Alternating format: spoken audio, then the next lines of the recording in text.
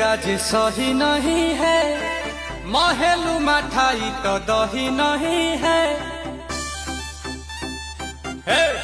कहो लागे मिजाज आज सही नहीं है, तो का कुल महलू मठाई तो दही नहीं